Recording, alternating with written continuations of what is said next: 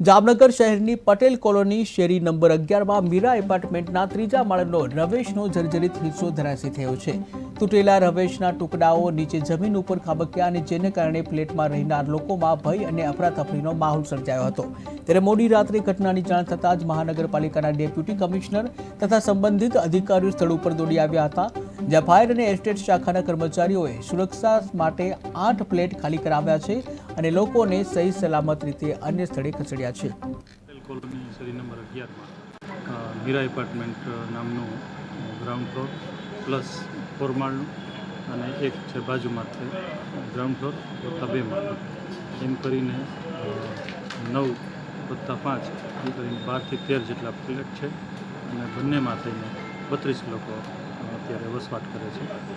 એમાં જે 4 માળનું બિલ્ડિંગ છે એનો અત્યારે જે ભાગ છે એ ધરાશાયી થયેલો છે, બાલ્કનીનો ભાગ,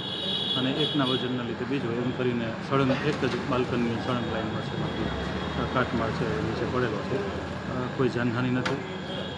આ બિલ્ડિંગને કોર્પોરેશન ટાઉન પ્લાનિંગ શાખા દ્વારા 3 વર્ષ પહેલાં 264(1)ની જર્જરિત બાંધકામ હોવાની નોટિસ આપવામાં આવેલી છે। ત્યારબાદ એ લોકો દ્વારા એમાં રિપેરિંગ કામ પણ કરાવવામાં આવેલું હતું અને હવે અત્યારે તાજેતરનું જે આ જર્જરિત ભાગ છે એટલે 264(2)ની નોટિસ આપીને